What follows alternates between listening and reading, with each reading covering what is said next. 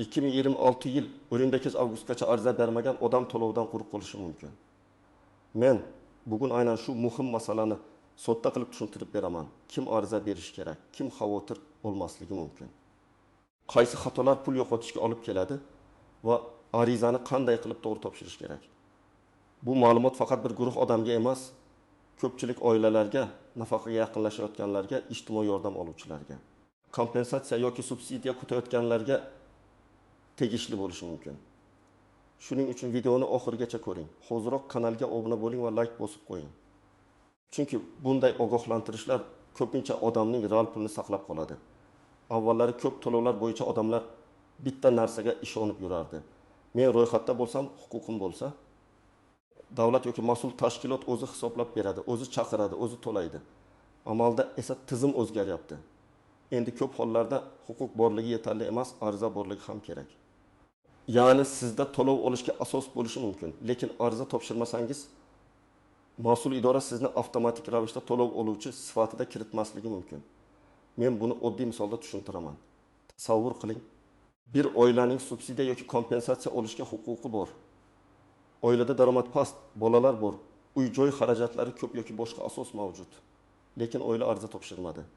Tizimda ularning ayrim ma'lumotlari ko'rinadi, ayrimlari ko'rinmaydi. Natijada mas'ul tashkilot ariza yo'q, talab qilinmagan, demak tayinlash uchun jarayon boshlanmagan deb qarashi mumkin. Odam esa keyin kelib, men nega olmadim, axir menga tegishli edi-ku deydi. Mana shu yerda eng og'riqli javob chiqadi. Muddat o'tgan bo'lsa, pulni qaytarib olish juda qiyin yoki umuman imkonsiz bo'lishi mumkin. 2026 yil 28 sanasi shuning uchun xavfli chegara sifatida turibdi. Bu sana hali vaqt bor degani emas. Aksincha, bu hujjatlaringizni oldindan tekshiring, arizani kechiktirmang, oxirgi haftani kutmang degani. Chunki ariza berishning o'zi bir kunda tugaydigan ish bo'lmasligi mumkin. Sizdan pasport yoki ID karta, doimiy yashash manzili, bank kartasi, oilaviy tarkib, daromad ma'lumotlari, mehnat daftarchasi yoki elektron mehnat tarixi, nogironlik boquvchisini yo'qotganlik, bolalar hujjatlari, uy-joy yoki mulk ma'lumotlari kabi hujjatlar so'ralishi mumkin. Bitta ma'lumot noto'g'ri chiqsa, ariza qaytadi. Ariza qaytsa, siz yana tuzatasiz. Shu o'rda muddat yaqinlashadi. Endi kimlar albatta e'tibor berishi kerakligini birma-bir aytaman. Birinchi navbatda ijtimoiy to'lov, nafaqa, kompensatsiya, subsidiya yoki bir martalik yordam olishga umid qilayotganlar xushyor bo'lish kerak. Agar siz menga tegishli bo'lsa kerak, mahalladan aytishgandi, qo'shnim olgan, men ham olsam kerak deb yurayotgan bo'lsangiz, arizangiz bor yo'qligini tekshirmasdan tinch o'tirmang.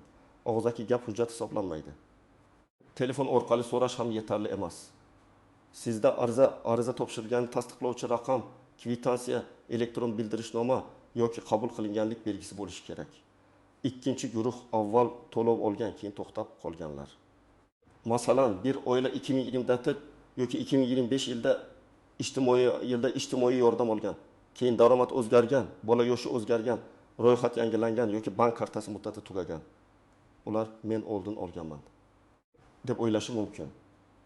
Lekin tizimdagi har bir to'lov muddati, sharti va qayta ko'rib chiqish tartibi alohida bo'lishi mumkin. Oldingi tayinlov yangi davr uchun kafolat emas.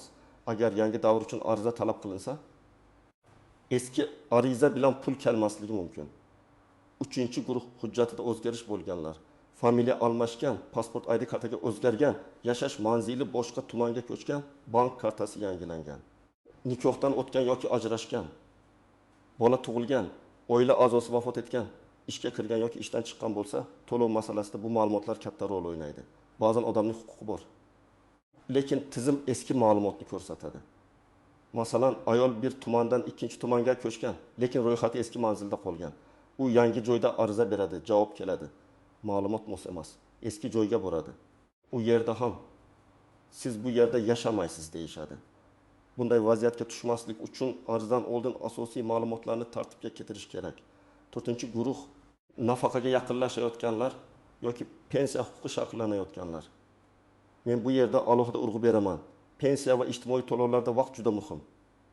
Masalan, odam 2026 yil avgustgacha muayyan ariza topshirish kerak bo'lsa, sentyabrda boraman, baribir hisoblab berishadi deb o'ylashi noto'g'ri bo'lishi mumkin. Ayrim hollarda to'lov ariza berilgan kundan boshlab tayinlanadi. Ya'ni siz 3 oy kechiksangiz 3 oylik pulni yo'qotishingiz mumkin. Agar oyiga 800 ming so'm to'lov bo'lsa, 3 oyda 2 million 400 ming so'm yo'qotish degani. Agar oyiga 20 million 200 ming so'm bo'lsa, 3 oyda 3 million 600 ming so'm. Bu oddiy oila byudjeti uchun juda katta summa. Keling, real hayotga yaqin misollar bilan ko'ramiz. Birinchi misol 62 yoshga yaqinlashgan erkak kishi bor. U qurilishda, bozorda, xususiy ish joylarida ishlagan, ayrim yillar rasmiy, ayrim yillar norasmiy ishlagan. U mening stajim ketarli deb o'ylaydi. Lekin elektron bazada faqat 12 yil staj ko'rinadi. Qolgan 2 yil hujjat bilan tasdiqlanishi kerak. Agar u muddatdan oldin hujjatlarni yig'sa, ariza topshirsa, ish joylaridan ma'lumotnoma olsa, arxivga murojaat qilsa, muammo hal bo'lishi mumkin. Agar oxirgi oyda bo'lsa, arxiv javobi kechikadi, hujjat yetishmaydi, ariza to'liq qabul qilinmaydi. Natijada to'lov kechikadi yoki kam hisoblanadi. Ikkinchi misol, yolg'iz ona 2 farzand tarbiyalayapti. U bolalar uchun yordam yoki ijtimoiy to'lovga huquqi bor deb hisoblaydi. Lekin rasmiy tizimda sobiq turmush o'rtog'i bilan bog'liq ma'lumotlar, aliment holati, oilaviy tarkib yoki daromad noto'g'ri ko'rinishi mumkin. Agar u ariza topshirsa va rad javobi olsa, bu oxiri degani emas. Rad javobidagi sababni o'qish kerak. Daromad oshib ketganmi? Hujjat yetishmayaptimi? Oila tarkibi noto'g'rimi? Bank rekviziti xatomi? Ko'pchilik aynan shu joyda xato qiladi. Rad keldi, demak menga berilmas ekan deb tashlab qo'yadi. Aslida ayrim rad javoblari huquq yo'qligini emas, hujjat yoki ma'lumot muammosini bildiradi. Uchinchi misol, keksa ota-onaga qarayotgan farzand bor. Uyda nogironligi bo'lgan shaxs doimiy parvarishga muhtoj odam yoki daromadsiz a'zo bo'lishi mumkin. Bunday oilalarda ijtimoiy yordam, parvarish bilan bog'liq to'lov, kompensatsiya yoki boshqa yengilliklar masalasi ko'tariladi. Lekin tibbiy xulosa muddati o'tgan bo'lsa, nogironlik guruhi qayta ko'rikdan o'tmagan bo'lsa, parvarish qilayotgan shaxsning bandlik holati noto'g'ri ko'rsatilgan bo'lsa, to'lov to'xtashi mumkin. Oila esa buni pul kelmay qoldi deb biladi, lekin sababini tekshirmaydi. Men doim aytaman, pul kelmasa kutib o'tirmang. Sababini yozma yoki elektron tarzda aniqlang. 4-misol, bank kartasi bilan bog'liq oddiy, lekin juda ko'p uchraydigan muammo. Odam ariza bergan, to'lov tasdiqlangan, lekin karta yopilgan, muddati tugagan yoki boshqa nomga ochilgan. Tizim pulni o'tkaza olmaydi. Keyin odam menga bermadi deydi. Aslida to'lov tayinlangan, lekin rekvizit muammosi bor. Shuning uchun ariza berayotganda bank karta egasi JSHIR telefon raqami va karta holatini tekshirish kerak. Ayniqsa karta boshqa odam nomida bo'lsa, ko'p to'lovlar o'tmasligi mumkin. To'lov oluvchi kim bo'lsa, bank ma'lumotlari ham odatda shu shaxsga tegishli bo'lishi kerak. Kimlar xavotir olmasligi mumkin. Agar sizning arizangiz allaqachon qabul qilingan bo'lsa, sizda tasdiqlovchi raqam bo'lsa, to'lov tayinlanganligi haqida rasmiy javob bo'lsa, ma'lumotlaringiz o'zgarmagan bo'lsa va to'lov muntazam tushayotgan bo'lsa, vahimaga tushish shart emas, lekin baribir tekshirish zarar qilmaydi. Men xavotir olmang deganda, umuman qarab qo'ymang demayapman. Kamida bir marta shaxsiy kabinetingizni, bank tushumlaringizni, mahalla yoki tegishli idoradagi holatingizni tekshirib qo'ying. Chunki ba'zan to'lov bor.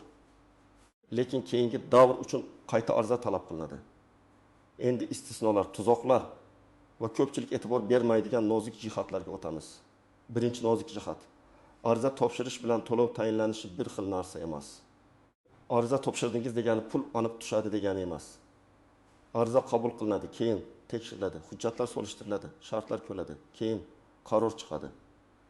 Shu sababli ariza topshirgandan keyin uning holatini kuzatish kerak. Qabul qilindi, ko'rib chiqilmoqda. Qo'shimcha hujjat kerak, rad etildi, tayinlandi degan bosqichlar bo'lishi mumkin. Eng xavflisi, odam ariza berdim deb yuradi. Aslida ariza qaytarilgan yoki to'ldirish uchun yuborilgan bo'ladi. Ikkinchi nozik jihat, muddat faqat ariza yuborilgan vaqtga qarab baholanishi mumkin. Agar siz 15 avgust kuni kechqurun tizimga kirsangiz, internet ishlamasa, sayt yuklanmasa, operatorlar band bo'lsa, hujjat skani noto'g'ri bo'lsa, hech kim sizga kechirasiz. Urinib ko'rgan ekansiz deb avtomatik to'lov tayinlab bermasligi mumkin. Shuning uchun men amaliy tavsiya sifatida aytaman. Oxirgi kunni kutmang. Kamida endi 2 oy oldin masalani boshlang. Agar hujjat murakkab bo'lsa, 3 oy oldin boshlash ham ortiqcha emas. Uchinchi nozik jihat, daromadni yashirish yoki noto'g'ri ko'rsatish keyinchalik muammo keltiradi. Ba'zi odamlar daromadimni kamroq ko'rsatsam to'lov chiqadi deb o'ylaydi. Lekin hozir ko'p ma'lumotlar elektron bazalarda solishtiriladi. Ish haqi, soliq ma'lumotlari, mulk, avtomobil, tadbirkorlik, bank yoki boshqa rasmiy yozuvlar. Agar noto'g'ri ma'lumot berilsa, nafaqat rad javobi kelishi, balki ortiqcha to'langan pulni qaytarish talabi ham chiqishi mumkin. Men mutaxassis sifatida bunday yo'lni tavsiya qilmayman. To'g'ri ma'lumot bering. Huquqingiz bo'lsa, qonuniy oling. 4-nozik jihat, oilaviy tarkib masalasi. Ko'p to'lovlarda faqat ariza beruvchining daromadi emas, butun oila tarkibi va ularning daromadi ko'riladi. Masalan, bir uyda ota-ona, katta farzand, kelin, nevaralar yashaydi. Rasmiy ro'yxatda hammasi bir manzilda. Ariza bergan odam mening daromadim yo'q deydi. Lekin tizim katta farzandning ish haqini, boshqa a'zoning tadbirkorlik daromadi, mulkini ko'rishi mumkin. Natijada oilaning umumiy daromadi hisoblanadi. Shuning uchun ariza berishdan oldin men alohida yashayman degan gapni hujjat bilan tasdiqlash mumkinmi? Ro'yxat qanday? Haqiqiy yashash joyi qanday? Bularni aniqlash kerak. 5-nozik jihat. Chet elda ishlayotgan yoki vaqtincha boshqa joyda yurgan oila a'zolari. Ayrim oilalarda Rossiyada, Qozog'istonda, Turkiyada yoki boshqa davlatda ishlaydi. Xotin va bolalar O'zbekistonda. Ariza berishda u uyda yo'q deyish yetarli emas. Uning daromadi, oilaviy majburiyati, pul o'tkazmalari yoki rasmiy holati masalani o'zgartirishi mumkin. Agar hujjatda u oila a'zosi sifatida tursa, tizim uni hisobga olishi ehtimoli bor. Buni oldindan tushunib, kerak bo'lsa maslahat olib, hujjatlarni to'g'ri tayyorlash kerak. 6-nozik jihat, meros, mulk, avtomobil va yer uchastkasi. Odam men kambag'alman, daromadim yo'q deydi. Lekin nomida eski mashina, foydalanilmayotgan yer, ulushli uy yoki boshqa mulk bo'lishi mumkin. Ayrim to'lovlarda bunday mulklar huquqqa ta'sir qiladi. Mashina yurmayotgan bo'lsa ham hujjatda sizning nomingizda tursa, tizim uni ko'radi. Uyda yashamasangiz ham ulushingiz bor bo'lsa ko'rinadi. Shuning uchun menda hech narsa yo'q deb aytishdan oldin kadastr, avtotransport va boshqa rasmiy ma'lumotlarni tekshirish kerak. 7-nozik jihat. Ishonchnoma orqali ish qilish. Keksa odam, kasal odam yoki chekka hududda yashaydigan fuqaro o'zi bora olmasligi mumkin. Bunday holatda yaqin qarindosh yoki vakil ishonchnoma bilan murojaat qilishi mumkin bo'lgan vaziyatlar bor. Lekin ishonchnoma to'g'ri rasmiylashtirilmagan bo'lsa, vakilning hujjati mos kelmasa, ariza qabul qilinmasligi mumkin. Shuning uchun o'g'lim borib beradi, qo'shnim topshirib keladi degan yondashuv xavfli. Kim topshiradi? Qanday vakolat bilan topshiradi? Qaysi hujjat kerak? Buni oldindan aniqlang. 8-nozik jihat, og'zakivada, mahallada, idorada yoki telefon orqali kimdir bo'ladi, chiqadi, kuting degan bo'lishi mumkin. Lekin og'zakivada sizni muddatdan himoya qilmaydi. Men har doim yozma iz qoldirishni maslahat beraman. Ariza raqami, qabul qilingan sana, mas'ul tashkilot nomi, javob xati, elektron xabar, SMS, shaxsiy kabinetdagi holat, bularning hammasi kerak bo'lishi mumkin. Ertaga nizoli vaziyat chiqsa, menga aytishgandi degan gapdan ko'ra, mana ariza raqamim, mana qabul qilingan sana degan dalil kuchliroq. Endi aniq nima qilish kerakligini tushuntiraman. Birinchi qadam, o'zingizning holatingizni aniqlang. Siz qaysi to'lov, nafaqa, kompensatsiya yoki subsidiya bo'yicha ariza berishingiz kerak. Shunchaki pul chiqarkan degan gap bilan yurmang. To'lov nomini, mas'ul tashkilotni, muddatni va shartlarni aniqlang. Agar nomini bilmasangiz, mahalla ijtimoiy himoya organi, pensiya bo'limi, davlat xizmatlari markazi yoki tegishli rasmiy portal orqali so'rang. Savolni umumiy bermang. Menga pul chiqadimi demang. Men falon holat bo'yicha ariza topshirmoqchiman. Qaysi hujjatlar kerak? Oxirgi muddat qachon? Ariza qayerda ko'riladi deb aniq so'rang. Ikkinchi qadam, hujjatlarni yig'ing. Odatda sizga shaxsni tasdiqlovchi hujjat, JSHR, yashash manzili, telefon raqami, bank karta yoki hisob raqami, oilaviy tarkib haqidagi ma'lumot, daromadga oid ma'lumotlar, bolalar tug'ilganlik guvohnomasi, nikoh yoki ajrashganlik hujjati, nogironlik ma'lumotnomasi, tibbiy xulosa, mehnat faoliyati haqida ma'lumot, mulk yoki uy joyga oid ma'lumotlar kerak bo'lishi mumkin. Har bir to'lov turi bo'yicha ro'yxat farq qiladi. Shuning uchun bitta ro'yxatni hamma uchun mutlaq deb qabul qilmang, lekin asosiy hujjatlaringiz tayyor tursin. 3-qadam, ma'lumotlarni solishtiring. Pasportdagi ism, familiya, bank kartasidagi ism, familiyaga mosmi? Tug'ilgan sana to'g'rimi? JSHR xatosizmi? Telefon raqam o'zingizniki va faolmi? bank kartangiz ishlayaptimi? Doimiy yashash manzilingiz rasmiy bazada qayerda? Oilaviy tarkibda ortiqcha yoki chiqib ketgan odam yo'qmi? Mana shu mayda ko'ringan xatolar katta rad javobiga sabab bo'ladi. Ayniqsa familiya o'zgargan ayollar, yangi ID karta olganlar, boshqa tumanga ko'chganlar buni albatta tekshirsin. 4-qadam. Arizani rasmiy kanal orqali topshiring. Davlat xizmatlari markazi, tegishli idora, mahalla orqali belgilangan tartib yoki rasmiy elektron portal bo'lishi mumkin. Men bu yerda eng muhim narsani aytaman. Ariza topshirgandan keyin tasdiqni oling. Ariza raqamini yozib qo'ying. Qaysi kuni topshirdingiz, kim qabul qildi, qaysi tashkilot ko'rib chiqadi, javob qancha kunda chiqadi. Bularni bilib oling. Agar elektron topshirsangiz, screenshot saqlang, SMS ni o'chirib yubormang. Shaxsiy kabinetdagi holatni tekshirib turing. 5-qadam, javobni kutib yotmang, nazorat qiling. Masalan, arizangiz 10 ish kuni yoki 15 ish kuni ichida ko'rilishi kerak bo'lsa, shu muddat o'tgach holatini so'rang. Agar qo'shimcha hujjat kerak deyilsa, darhol tayyorlang. Agar rad etildi deyilsa, rad sababini o'qing. Rad sababini bilmasdan ikkinchi ariza topshirish ham xato bo'lishi mumkin. Chunki muammo o'sha qoladi. Avval sababni to'g'rilang, keyin qayta murojaat qiling. 6-qadam, pul tushganini tekshiring. To'lov tayinlangan bo'lsa ham birinchi tushum kechikishi, bankda ushlanib qolishi yoki rekvizit xatosi bo'lishi mumkin. Bank ilovasini tekshiring, SMS xabarini ko'ring, kerak bo'lsa bankdan hisob holatini so'rang. Agar to'lov tayinlangan, lekin pul tushmagan bo'lsa, mas'ul idora va bank o'rtasida qayerda muammo borligini aniqlang. Ko'pchilik hali tushar deb o'ylar o'tkazadi. Bu yondashuv pulingizni xavf ostiga qo'yadi. 7-qadam. Har bir o'zgarishni xabar qiling. Ishga kirdingizmi? Daromad o'zgardimi? Bola tug'ildimi? Bola o'rindagi yoshga to'ldimi? Nikoh holati o'zgardimi? Manzil almashtirdingizmi? Bank kartasi yangilandimi? Bularni vaqtida bildiring. Chunki noto'g'ri ma'lumot asosida to'lov davom etsa, keyinchalik ortiqcha to'langan pulni qaytarish masalasi chiqishi mumkin. Bu esa oilaga qo'shimcha qarz va stress olib keladi. Men tomoshabinlarga yana bir muhim maslahat beraman. Hamma ishni oxirgi kunga qoldirmang.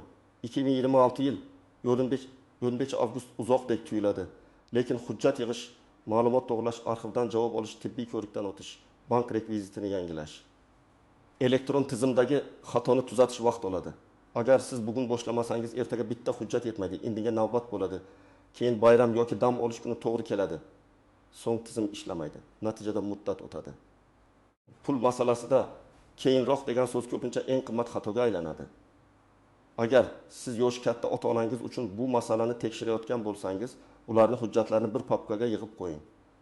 ID karta nusxasi, bank kartasi ma'lumoti, pensiya yoki nafaqa hujjatlari, tibbiy xulosalar, mehnat staji bo'yicha hujjatlar, eski ish joylaridan ma'lumotnomalar, nikoh hujjati, yashash manzili bo'yicha ma'lumotlar tartibli tursin. Keksalar ko'pincha qaysi qog'oz qayerda ekanini unutib qo'yadi. Siz yordam bersangiz, ular vaqtida ariza topshiradi va pulini yo'qotmaydi. Agar siz chekka qishloqda yashasangiz, internet yo'q yoki davlat xizmatlari markaziga borish qiyin bo'lsa, oldindan reja qiling.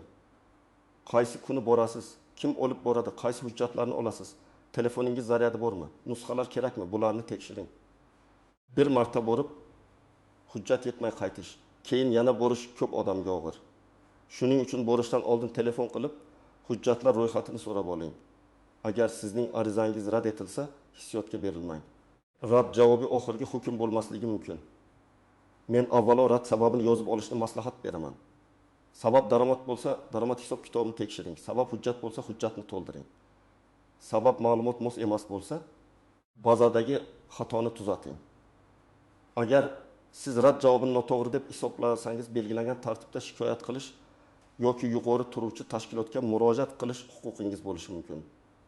Lekin shikoyat ham aniq dalil bilan yoziladi. Menga kerak degan gap emas. Mening huquqim mana bu hujjatlar bilan tasdiqlanadi degan asos kerak. Bugungi gapning eng asosiy ma'nosi shuki, 2026 yil 15 avgustgacha ariza masalasini e'tiborsiz qoldirmang. Huquqingiz bo'lsa ham. Ariza bo'lmasa, to'lov tayinlanmasligi yoki kechikishi mumkin. Kechikkan odam esa bir necha oy, ba'zan undan ham ko'p pulni yo'qotish ehtimoli bor. Hujjatlaringizni tekshiring, arizangiz qabul qilinganini tasdiqlang. Javob holatini kuzating va rad javobi bo'lsa, sababini aniqlab vaqtida tuzating. izohlarda yozing. Sizda ariza topshirish, to'lov tayinlash yoki pul kechikishi bo'yicha muammo bo'lganmi? Qaysi hududdansiz va qanday vaziyatga duch keldingiz? Tajribangiz boshqa odamlarga ham foyda beradi. Video foydali bo'lgan bo'lsa, like bosing, kanalga obuna bo'ling va yaqinlaringizga yuboring. Chunki bitta vaqtida ko'rgan video kimningdir oylik to'lovini, oilaviy byudjetini va qonuniy haqqini saqlab qolishi mumkin.